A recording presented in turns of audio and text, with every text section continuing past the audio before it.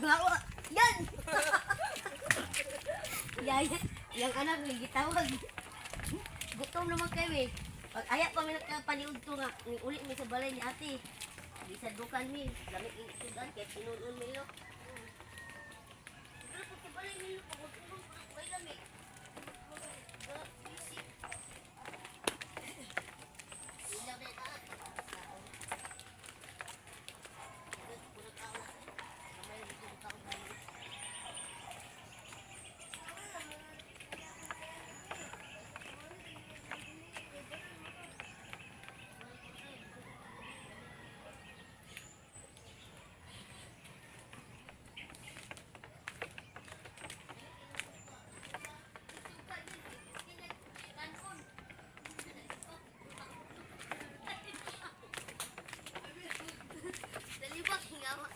Libang hagdan.